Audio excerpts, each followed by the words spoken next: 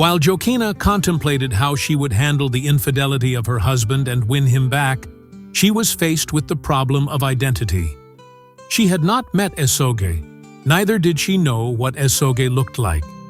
Jokena reckoned identifying her competitor should be uttermost in the efforts to win her husband back.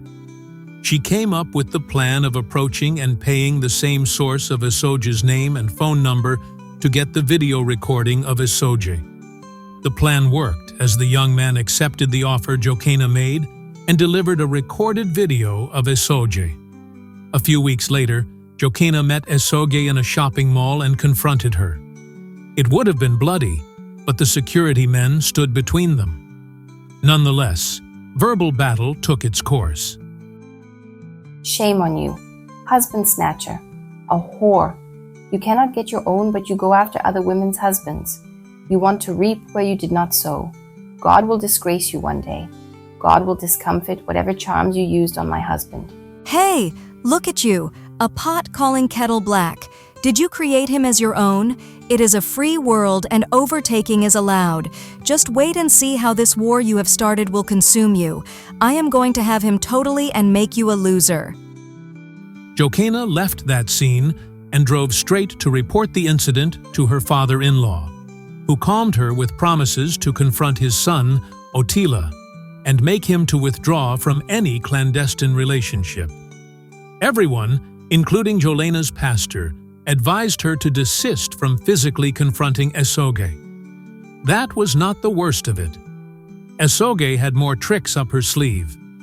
To secure her position in Otila's life, she dropped a bombshell. She was pregnant. She claimed that the child was Otila's, and now there was no turning back. With the news of the pregnancy, Esoge declared that Otila would soon be taking a second wife. Otila, enthralled by the idea of having another child with Esoge, announced to his family that he would marry her. It was a shocking blow to Jokena, but even worse, Otila's parents and extended family, bound by tradition, gave him half-hearted support. In their eyes, a woman carrying a man's child had a right to be part of the family. As Otila prepared to marry Esoge, his life spiraled further out of control. The once happy, faithful husband and father was now lost in a world of deceit, lust, and broken promises. Jokena, devastated, wasn't about to give up without a fight. Otila and Esoge's marriage was finalized in a private ceremony at the family home of Chief Gibinoda, Esoge's uncle.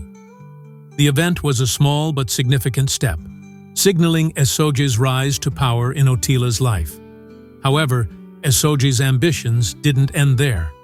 She demanded that Otila divorce Jokena, his first wife, as a final condition for her to move into his luxurious mansion. Esoge was not just persuasive with words, she backed her demands with dangerous charms from witch doctors. Initially, she sought for charms to take the life of Jokena, but her witch doctors advised against it, claiming that Jokena was under some powerful angelic protection. They, however, assured her that Jokena's marriage to Otila can be dissolved mystically. Order your groceries from anywhere and get them delivered in anywhere. www.myeki.market. As Otila grew more entranced by Esoge, he attempted to drive Jokena away by freezing her bank accounts, cutting off financial support for their children, and even halting their education. When his efforts to get rid of Jokena failed, Otila moved her to live in a small two-bedroom house, popularly known as boys' quarters. Jokena was a great woman of resilience. With the steadfast support of her father-in-law and the unyielding prayers of her church members, she persevered. Her pastor and family stood by her as she weathered the storm, refusing to let her marriage crumble. Jokena's deportation from the main mansion to a mere boys' quarter was enough provocation to make her ignore the advice of her father-in-law, pastor, and church members. She swore to give Esoge a serious fight anywhere she met her. And about a month later, her father-in-law gave her a check to cash for her upkeep. She went to the bank, not knowing that Esoge was a staff there, and they met. Hell was let loose as the two women embroiled in physical combat inside the banking hall. A week later, Esoge with her companions went on a revenge mission and ambushed Jokena as she came out from her church service. It was a tit-for-tat attack, but the church ushers and members overpowered Esoge's warriors, and they had to retreat. Despite Otila's efforts, Jokena held strong. Frustrated, Otila bought another house where he and Esoge could live together, away from Jokena and the children. He also bought a new car and registered it in her name. As Otila's devotion to Esoge deepened, the spiritual battle between the two women intensified. While Esoge frequented the temples of witch doctors, Jokena became a strong member of the prayer band in her church, fasting and attending vigils.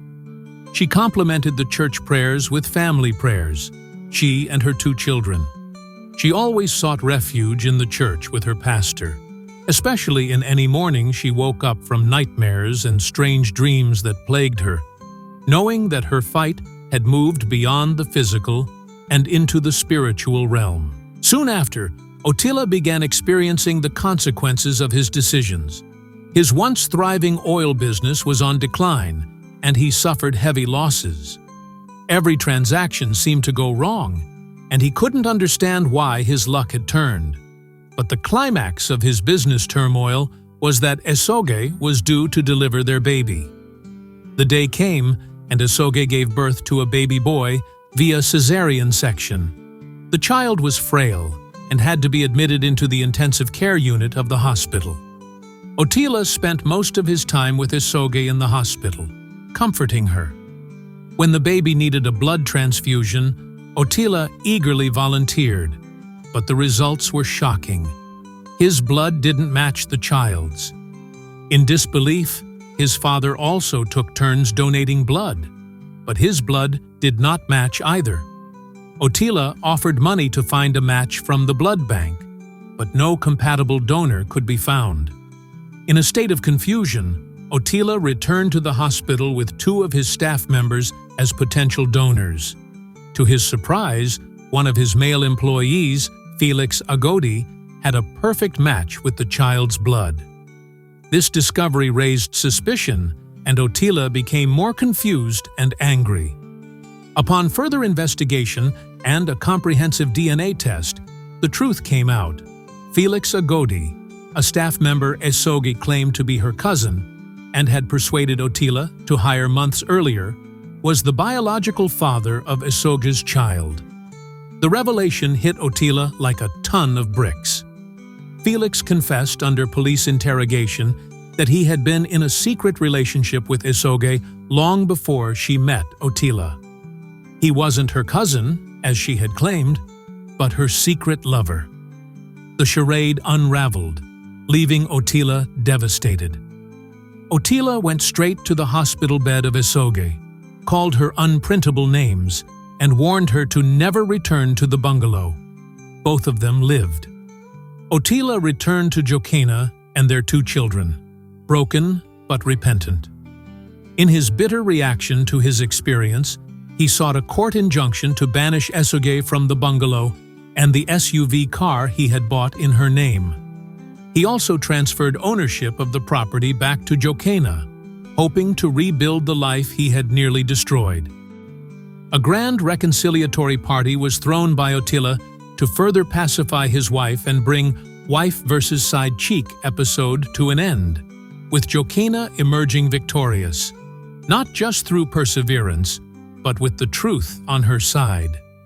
Mr. and Mrs. Otila danced with the joy of reconciliation and for a bad riddance to a bad rubbish.